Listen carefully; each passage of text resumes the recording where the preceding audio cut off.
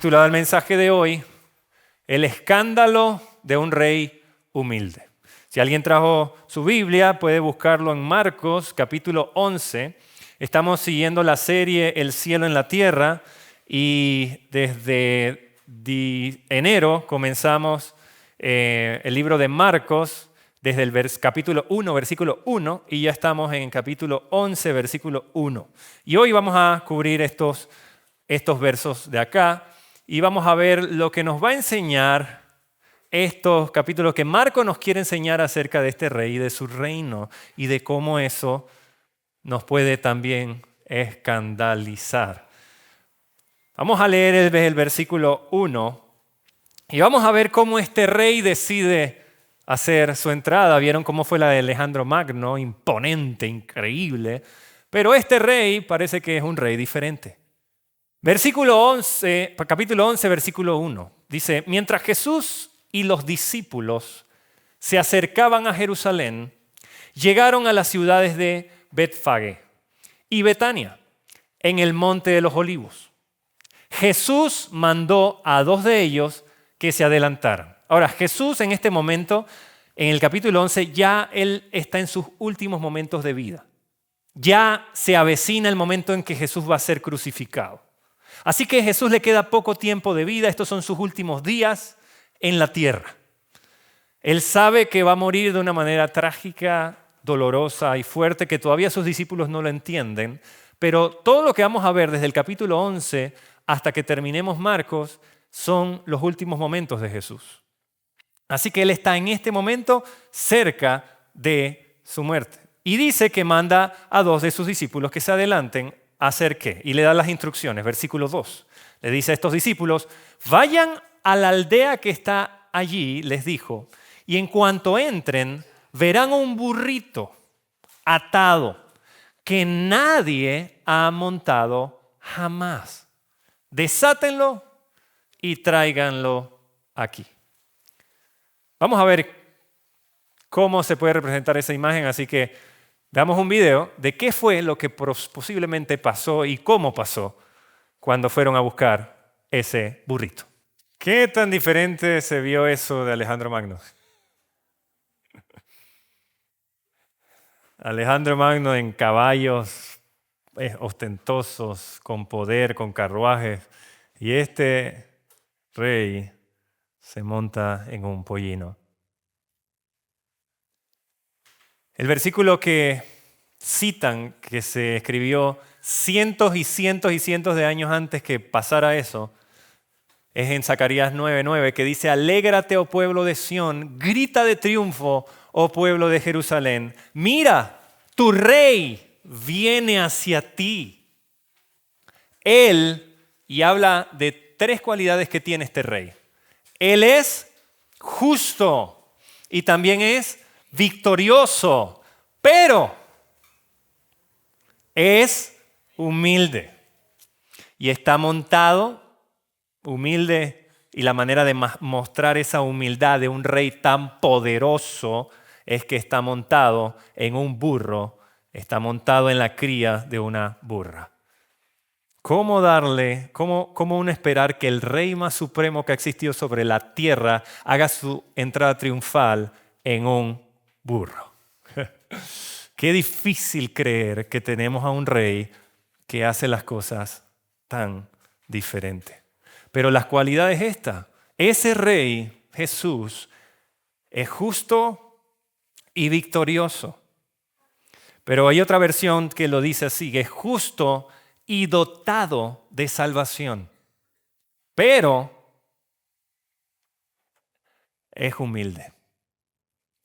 Y esto, mis amados, es una de las cosas que más nos cuesta aceptar de este rey. Porque si tenemos a un rey humilde, quiere decir que su reinado va a ser con humildad.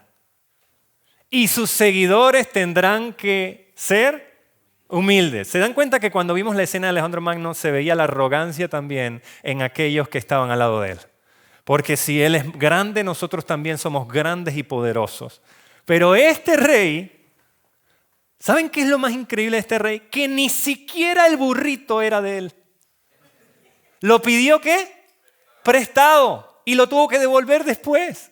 Un rey que es el más poderoso sobre la faz de la tierra tiene que pedir prestado un pollino, un burrito para poder entrar a Jerusalén. ¿Qué clase de rey es este? Este no es el rey que esperaban sus discípulos. Ellos esperaban un rey fuerte, poderoso, como Alejandro Magno, que llegara y atacara a los romanos y le quitara el poder a los romanos y que los judíos pudieran reinar bien, que los sacara del problema que tenían. Pero este rey va a mostrar su poder en su super pollino. Se podrán imaginar la gente con la expectativa, viene el rey, viene Jesús, y de repente, no, ese no es él, es un burrito, ¿quién sabe quién viene? No, sí es él, en serio es él. Alabado sea el Señor. Ese es el que nos va a sacar de nuestros problemas, el que va a quitarle el gobierno a Roma y nos va a dar libertad, sí es él. Humilde, pero es humilde y su reinado tiene que ver. Así que imagino a Jesús con hambre, ve el árbol frondoso que muestra, oye, si está frondoso es porque está lleno de fruto. Ve, lo revisa y no encuentra fruto. Jesús con hambre. ¿Qué hace Jesús? Este rey humilde comienza a hacer cosas un poco fuertes. Y mira lo que hace el versículo 14. Todos los discípulos con él, me imagino que se acercaron al árbol, todos ahí esperando también para ver quién se iba a trepar a bajar el fruto. Jesús ve, no tiene fruto y dice esto. Entonces Jesús le dijo al árbol, sí, Jesús habla con los árboles, que nadie jamás vuelva a comer tu fruto. Y los discípulos lo oyeron. Este rey humilde, que tuvo una entrada triunfal en un burrito, llega, tiene hambre al día siguiente y viene con los discípulos y de repente está hablando con un árbol. Y le está diciendo el árbol, nadie más nunca va a comer de ti. Los discípulos al lado escuchan y dicen, ¿qué le pasó? O sea, es normal que te dé hambre y que el palo no tenga fruto. ¿Qué fue? ¿Alguien le hizo algo? Maldijo un árbol porque no pudo sacarle fruto. ¿Qué querrá decir con eso? No sé, debe ser que le dio rabia y le quería decir algo al árbol. Pues bueno, ya. Y se fueron. Pasó ese acontecimiento. Pero lo importante es saber esto, Jesús tuvo hambre, lo que lo llevó a decir eso. Ahora, una higuera frondosa, más o menos este es el árbol como era en esos tiempos bíblicos, frondoso. Estos árboles de higo, estas higueras crecían hasta 9 metros, pero normalmente tenían muchas hojas. Pero se dice que la mayoría de ellos, cuando tienen hojas así, a pesar de que no sea el tiempo, ellos normalmente tienen fruto. O sea, para un judío o alguien que supiera, ver un árbol así era muy evidente, eso tiene fruto. Así que la higuera era frondosa y uno lo ve frondoso y uno dice, eso tiene que tener fruto. Pero no tenía fruto. Más o menos así se ve el fruto de una higuera. Ellos la arrancaban y se ve, bueno, ¿verdad? Es como una mega uva. Pero eso los alimentaba, se comían el higo y quedaban satisfechos. Pero este no tenía fruto, ¿ok? No tenía. Jesús, entonces, como ve el asunto, le dice, nunca más nadie va a comer de ti. En pocas palabras, el árbol tenía muchas hojas, pero sin fruto. Ahora, todo esto lo está diciendo el rey que es justo y victorioso, pero también es humilde. ¿Qué pasa después? Ya este rey está haciendo cosas extrañas. Maldijo un árbol porque no le dio fruto. ¿Qué va a pasar ahora? Bueno, muchachos, vamos al templo, pues. Está bien, ya tengo hambre espiritual. La hambre física no me la pude saciar con los higos. Ahora voy a saciar mi hambre espiritual, vamos al templo. ¿Y qué uno va a hacer al templo? A orar. Así que muchachos, quiero ir a orar al Padre, a mi Padre. Bueno, vamos al templo. ¿Qué puede salir mal? Versículo 15. Cuando llegaron de nuevo a Jerusalén, Jesús entró, ¿en dónde? En el templo. Y pasa algo insólito. Y cuando entra en el templo comienza a echar a los que compraban y vendían animales para los sacrificios. Volcó las mesas de los cambistas y las sillas de los que vendían palomas. Y les prohibió a todos que usaran el templo como un mercado. Y les dijo, las escrituras declaran, mi templo será llamado casa de oración, no un lugar de ventas, casa de oración para todas las naciones. Pero ustedes lo han convertido en cueva de ladrones. Jesús tenía ahora unas ganas de ir a orar y de ir al templo a buscar y encontrarse con Dios, un hambre espiritual, y resulta ser que cuando llega al lugar que debe ser la casa de Dios, la casa de oración, se encuentra en una cueva de ladrones. Lo mismo que sucedió con la higuera. Iba a buscar fruto y se encontró con puras hojas. Va a buscar orar y se encuentra con ladrones. A mí me conmueve eso porque yo me pongo a pensar, tú te vas un fin de semana, le prestas tu casa a alguien y cuando llegas a tu casa hay un montón de gente, destramparon tu baño, usaron tu ropa, no la limpiaron, los juguetes de los niños los rompieron, no valoraron que les prestaste la casa y tú te enfadas. Uno no entiende que es la casa de su padre.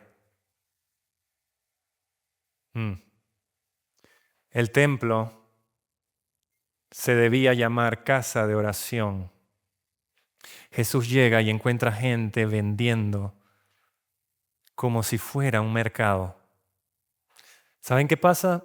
En ese tiempo, para esa temporada, era como un evento increíble que una población de 30,000 personas que cabían en Jerusalén llegaban a ser hasta 100,000 personas por ese acontecimiento. Así que había mucha gente. Muchísima gente que acudía al templo. Uno ve eso y uno dice, wow, qué templo más famoso, qué Dios más famoso. Como uno ve una iglesia tiene miles y miles de miembros, uno dice, wow, esa debe ser la mejor iglesia. Pareciera que a Jesús no le interesa cuánta gente estaba en el templo. El problema era lo que estaban haciendo en el templo. Y algo más fuerte, lo que estaban dejando de hacer. Él esperaba llegar a un lugar donde su hambre espiritual iba a ser saciada con gente que estaba orando. Pero se encuentra que en vez de una casa de oración, era una cueva de ladrones. Pero amados, era la casa de su padre. O sea, mi papá me entrega esta casa y yo dejo que todos hagan lo que les dé la gana. ¿Qué les muestro a mi papá si dejo esto así? Que no me importa. Pero si es la casa de tu papá, es como si fuera tu casa. Entonces llegas y pones orden, sacas a la gente, váyanse de aquí, ¿qué les pasa? No pueden hacer lo que les da la gana en esta casa. Es la casa de mi padre. Y debe ser una casa de oración. La gente debe venir de todas las naciones a buscar a Dios en oración y encontrarse con Él. Pero resulta ser que Jesús encontró lo mismo que encontró en la higuera. Muchas hojas, pero sin fruto. Mucha gente, mucha actividad, pero nada de oración. Lo mismo que fue buscando en el fruto. A ver, aquí está el fruto, no lo encontró. Y dijo, mas nunca nadie comerá de ti.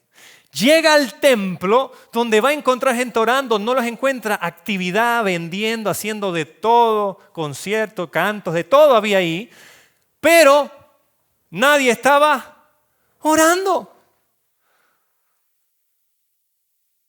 Eso es fuerte, intenso, y Él es el responsable de parar eso porque Él es Dios en un cuerpo humano. ¿Qué harías tú si entras a tu casa y ves a gente que le confiaste tu casa haciendo desastres? ¿Los dejarías ahí? No, ¿verdad? Me encanta. Los niños están activados. ¿Qué pasó? Jesús nos muestra nuevamente. Un templo sin oración es un templo sin fruto. Todo esto lo está haciendo el rey que es justo y victorioso, pero escúchenme, así no entendemos la humildad, ¿verdad? No nos imaginamos un hombre humilde volteando una mesa, ¿verdad? Sacando un látigo, ¿verdad? ¡Lárguense! Oye, pero ese es el rey humilde. Es que no es la humildad que uno piensa. Su reino es escandalosamente diferente a los reinos de este mundo. ¿Se podrán imaginar el escándalo que hubo después de ver a Jesús haciendo eso? Yo mismo estaba ahí cuando estaba diciendo, alaben a Dios, y vi que vino un burrito y ahora me echó del templo porque yo estaba comprando algo ahí. ¿Qué clase de rey es ese? Vamos a denunciarlo, vamos a sacarlo en las redes sociales.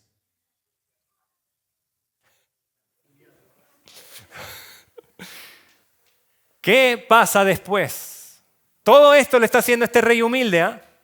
A la mañana siguiente, al pasar junto a la higuera, ¿se acuerdan de la higuera? ¿Cómo será la historia de la higuera, oye? Que le dijeron esa cosa ahí tan fea. Dice que al pasar junto a la higuera, que Jesús fue y no encontró frutitas, no comió nada, que él había maldecido, los discípulos notaron que se había marchitado ¿desde dónde? Desde la raíz, mis amados. Para que un árbol se marchite de un día para otro es imposible. Tiene que ser una cosa... Pero él solo le habló y no se marchitó desde arriba, sino desde abajo, o sea que se murió. Se pudrió el árbol, no sirve para nada. Y claro, de un día para otro un árbol, escuchen, un árbol frondoso que de un día para otro esté muerto, es una cosa demasiado impactante, ¿sí o no? Ahora ellos ven ese impacto y obviamente, ¿quién creen que le dijo algo a Jesús de eso? ¿Qué discípulo? A ver. Pedro, ¿verdad? Que Pedro está metida en todas. Así que Pedro recordó lo que Jesús le había dicho al árbol el día anterior y exclamó, mira, Rabí, la higuera que maldijiste se marchitó y murió. O sea, tú solo le hablaste y lo que tú dijiste fue tan real, tan cierto, que ya vemos el resultado. O sea, ¿cómo pudiste decir algo y que al día siguiente ya se cumpliera? Así que Jesús aprovecha esa oportunidad y va a darles una de las respuestas, mis amados, que a todos nosotros la necesitamos para no ser árboles que solo tengan hojas, sino que seamos árboles que tengan fruto. Jesús aprovecha el momento de la higuera, de haber volteado todas esas mesas, de haber ido a esperar frutos donde no lo hay y hace esta explicación. Entonces Jesús le dijo a sus discípulos, acaban de ver el árbol muerto, ellos están sorprendidos y les dice, tengan fe en Dios. Ahora, sería bueno hacernos esta pregunta cuando uno ve eso, porque esto es lo que va a contestar Jesús. ¿Cómo puedo ser un discípulo de Jesús que dé fruto? Aquí es el momento donde Jesús nos va a dar la respuesta para no ser como esa gente que aparenta tener algo y no tiene nada. ¿Cómo puedo ser un discípulo de Jesús que dé fruto? Jesús dice, fácil. Tengan fe en Dios. ¿Cómo? Miren cómo lo responde Jesús. Versículo 23. Les digo la verdad. Ustedes le pueden decir a esta montaña, en ese tiempo donde ellos estaban, uno podía ver las montañas de lejos, él le podía señalar, así que señala una montaña y dice, levántate, escuchen, una montaña, levántate y échate al mar y sucederá. Pero, ¿deben qué? Creer de verdad, no de mentira, no ser hojas, sino de verdad, que ocurrirá y no tener ninguna duda en el corazón. Aquí hay un principio demasiado increíble. La montaña representa alguna gran dificultad, un obstáculo, algo que parece ser imposible, algo que tú eres incapaz de mover. Jesús habla de una montaña para que ellos se den cuenta, espérate, está hablando de una montaña. No está diciendo, pueden mover esta carga pesada, no. Señala una montaña que es imposible para un hombre, para un ser humano, y les dice, a esa montaña, si ustedes tienen fe, le dicen, muévete para acá y se mueve. ¿Qué le pasó a Jesús? Pero la montaña en realidad significa una gran dificultad, un obstáculo. Me gusta este pensamiento de Andrew Murray que dice, tenemos un Dios que se deleita en las imposibilidades. O sea, es como a nosotros nos frustran las imposibilidades, ¿sí o no? Cuando nos damos cuenta que nos estamos enfrentando con algo que para nosotros es imposible, ¿qué hacemos nosotros? Nos sentimos frustrados, nos sentimos porque perdimos el control. Pero en el cielo es Dios así, ¿ve? ¡Ay, viene mi oportunidad! Me deleito en esas cosas. Cuando le pasan esas cosas a los seres humanos, ¡ay, yo me tengo tan feliz! Porque entonces me tienen que ver y me tienen que pedir y me tienen que decir, Señor, es imposible para mí. ¿Y para quién es posible? A ti. Ahí está. Así que hay un deleite en Dios cuando hay imposibilidades. Las mismas imposibilidades que está diciéndole a esta montaña la echas al mar. Eso es imposible.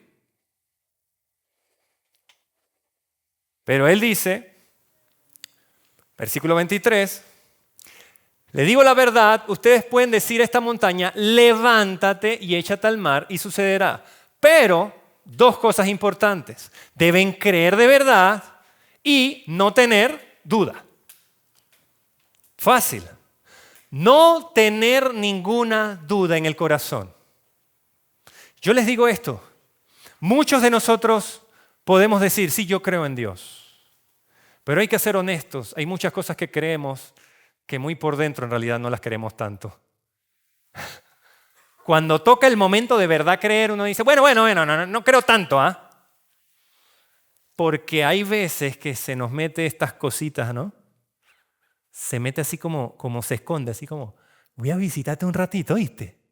Duda. Sí, yo creo en Dios, yo voy a la iglesia, yo hago, pero está ella aquí, asomada, que no nos deja en paz. Siempre es, bueno, yo voy a confiar en Dios, pero tú sabes, voy a pedirle al banco. Yo voy a confiar en esto, pero voy a tener un backup. Yo voy a hacer esto, pero... Porque hay una duda que todavía no nos permite verdaderamente creer de verdad en Dios. El versículo 24 le dice, les digo, ustedes pueden orar ¿por cuántas cosas? Por cualquiera. ¿Y cualquiera qué es? Chiquito, grande. Yo he escuchado oraciones, mis hijas oran unas cosas por las Barbies que yo digo nunca se me hubiera ocurrido. Y Dios le contesta. Como también he escuchado oraciones tan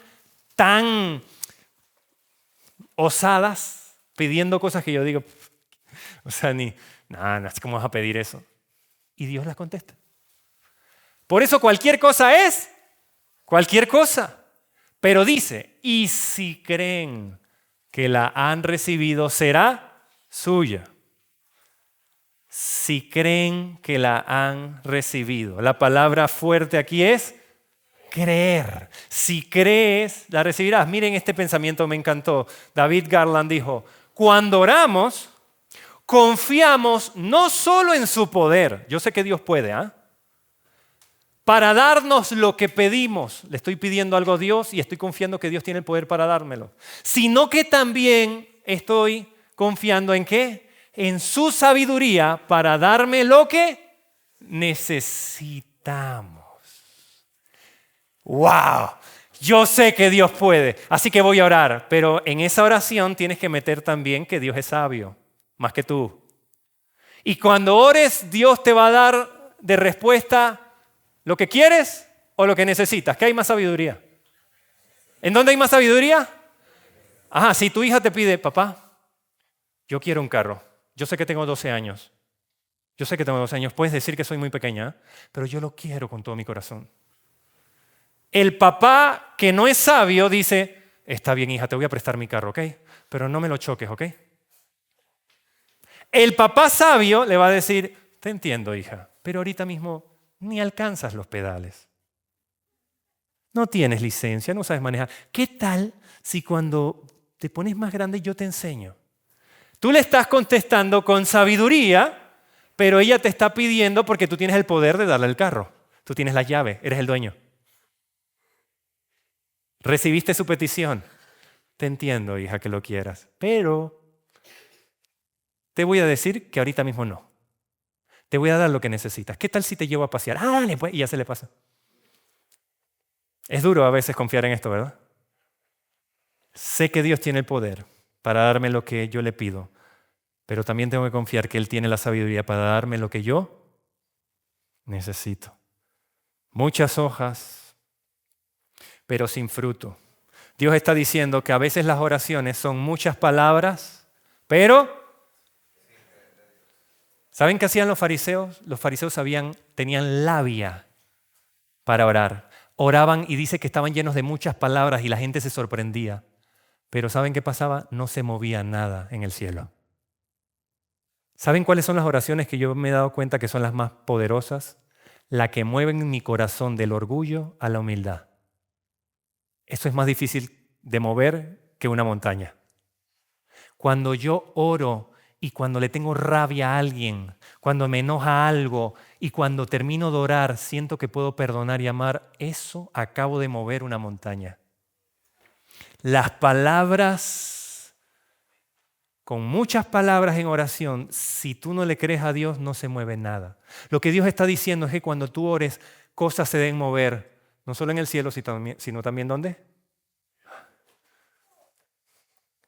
Qué bonito es orar y que se te escuche bonito orar. Pero si no hay fe, nada se mueve.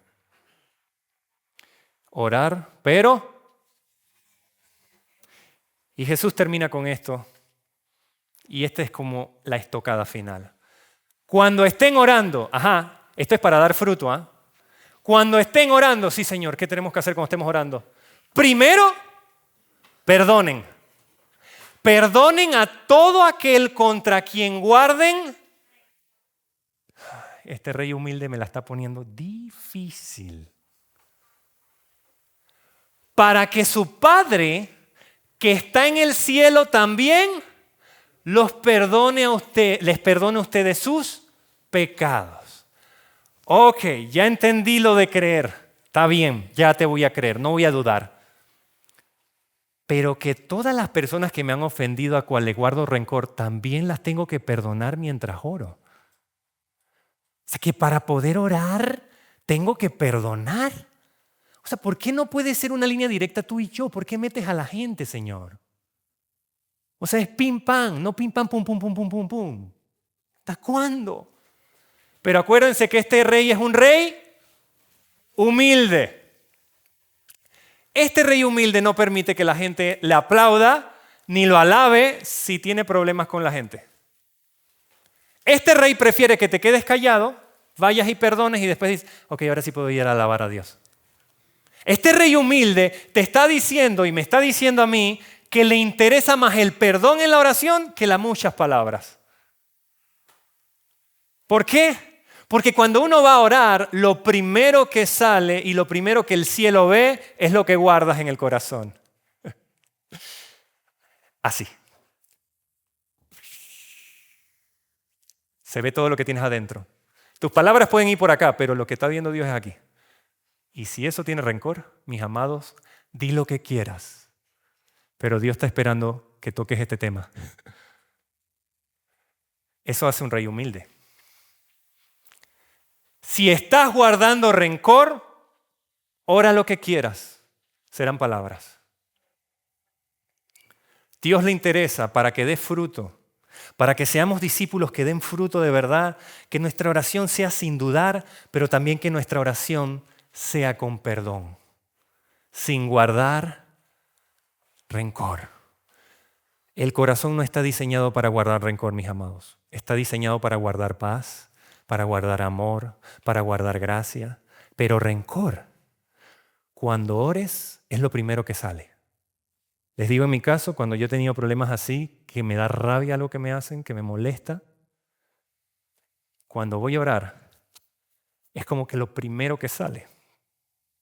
Y me siento tan confrontado en tener que pensar en la persona, quedarme callado y decirle, Señor, me está costando perdonar a esa persona porque me molestó lo que me dijo, pero la perdono. Y en ese momento es como si el cielo se abriera y Dios dijera, ahora sí te puedo escuchar, hijo. ¿Qué era lo que me ibas a decir? Es un rey humilde, su reinado es de humildad. Esto nos vuela la cabeza, nos confronta, nos duele, pero mis amados, no es un rey cualquiera.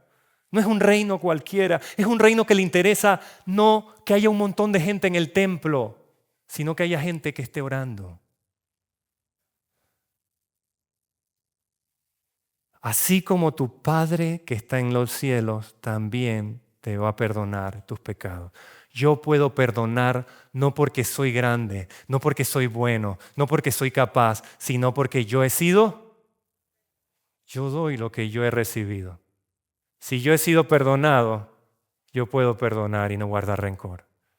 Mis amados, si hay alguien en tu corazón, si tú cierras los ojos y aparece una persona donde tú dices que hay un poquito de rencor y te das cuenta por lo que causa, porque sientes como que hasta tiemblas, te duele el estómago, hay sensaciones dentro de ti porque te molesta, entonces necesitas saber que lo primero en la oración es primero perdonen.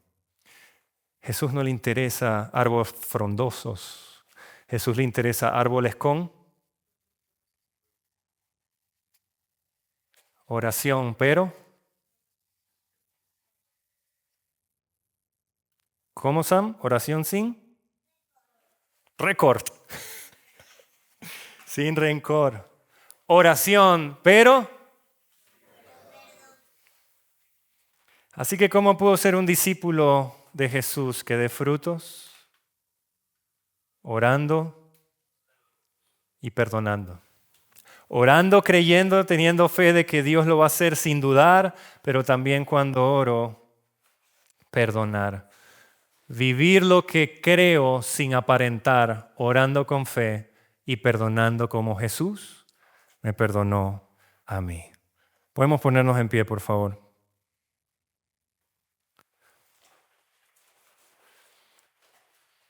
Y quiero que veas la pantalla y no digas nada, solamente lee esa frase.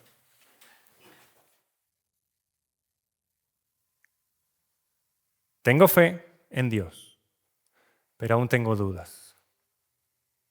¿Tienes dudas?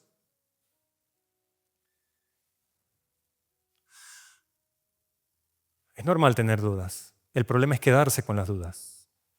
El problema es que las dudas te alejen. ¿Tienes fe en Dios? No hay nada imposible para Él. Él desea, Él anhela escucharte, aun cuando te sientas que tus oraciones no llegan, no pasan del techo. Pero la duda puede paralizarte, puede llevarte a dejar de orar. Y tal vez comienzas a hacer actividades y pareciera que cuando la gente te ve dice, oye, te ves muy bien, oye, qué bueno. Y tú haces muchas cosas cristianas, pero estás lleno de hojas y no de frutos, porque todavía hay dudas. Tal vez las dudas ni siquiera nadie las sabe ahorita mismo. Tal vez estás aquí y tú dices, uy, si supieran de lo que yo dudo de Dios. Me cuesta creer por completo en Dios. Me cuesta creer en ese rey humilde que llegó a mi vida.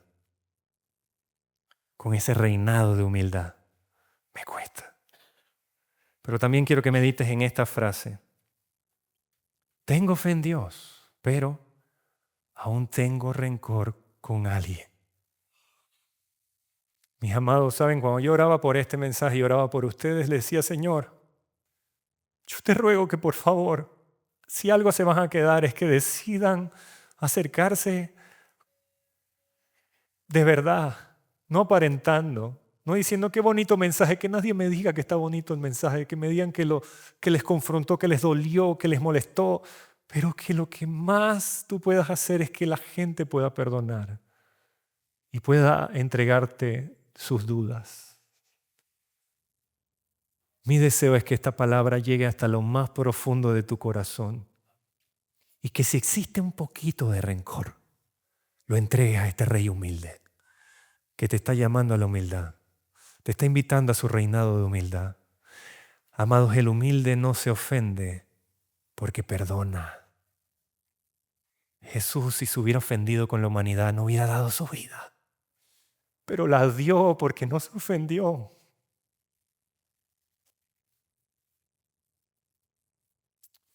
Quiero que por favor cierres tus ojos y le pidas a Dios que te dé un corazón humilde para orar sin dudar y para orar sin rencor. Y hoy mismo puedas perdonar. Tú y Dios allí. Que nadie te quite este momento.